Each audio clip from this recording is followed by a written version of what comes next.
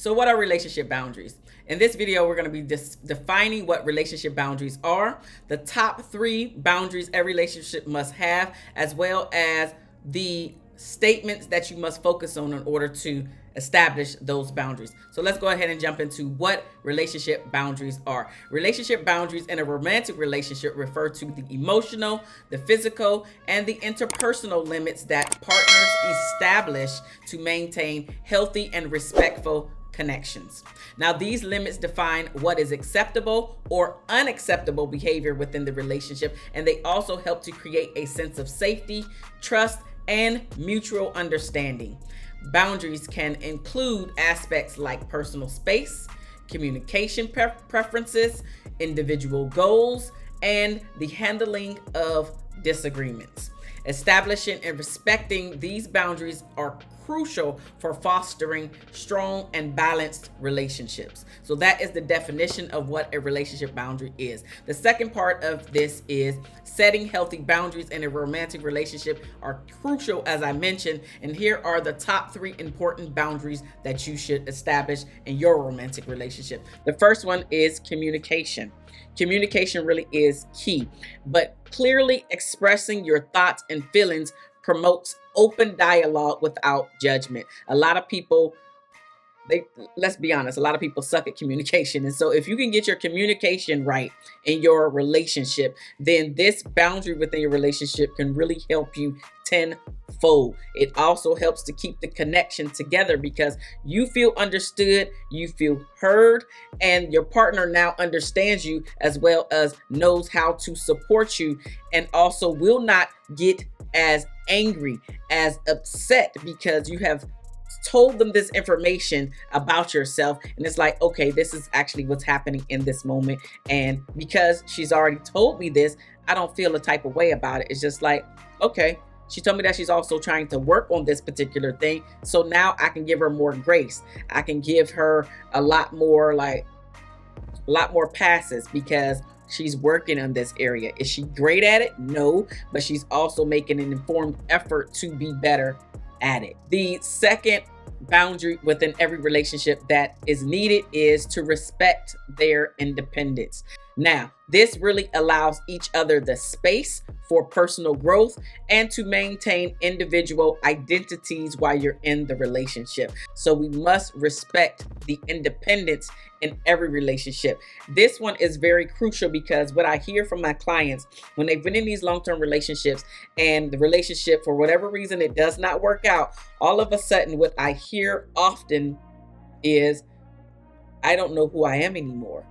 And you don't want to end up with not knowing who you are anymore. This also happens with moms as well because we feel obligated that we have to give all our time, energy, and effort to our growing child, which to a certain degree you do have to, but at the expense most of the time of us really understanding and remembering who we are. Because if you're giving all your time, energy, and effort to this child for your 18 years, that's 18 years that you no longer remember who you are. That's the same thing with your romantic relationship. If you have been in a romantic relationship for years and years and decades, and you only doing what your partner wants you to do, you no longer remember who you are. So understanding that the two of you, yes, absolutely need to come together and be with one another so you can continue to grow together, but you also need to separate. What I specifically mean by separating is not spending every waking moment together so you can continue to go out there and nurture your own hobbies apart from one another. Unless, of course, these are things that both of you like to do, but there may be times that you just like to read and he wants to go off and be with the boys. Now you can get back into your hobby of reading and learning and growing, right? It may be something more extravagant, but the point is still maintaining who you are. Maintaining those friendships, especially the ones that are feeding you while you're in your relationship. But really understanding that I still need to do me. I still want to do me.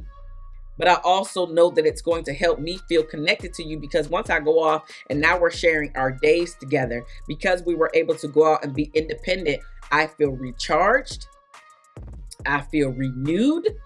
and now able to come and to give you my undivided attention when we come back together. And I feel free because I was able to keep up my autonomy by just going to be me, going to do me, where I'm not mom, I'm not wife, I am just me. I am Marshawn in this moment. So that is going to make a huge difference by you making sure that the both of you respect each other's independence. The third boundary is mutual trust. Now, this builds and maintains the trust by being honest, reliable, and respecting each other's privacy. You have to trust your spouse that you're with. And here's the thing, if you don't trust your spouse that you're with, then why the heck are you with this person? Because just like communication is key, trust is one of those foundational pieces that every relationship needs. This needs to be a boundary where you feel like you can just show up and be you, where you're not feeling like you have to wear a mask or even lie to your spouse in order to go out there and really just show up and be who you want to be, who you truly are. The two of you must trust one another. The last part of this video, which is number 3, is what you need to focus on. So when you are establishing boundaries in your relationship, you need to focus on I statements.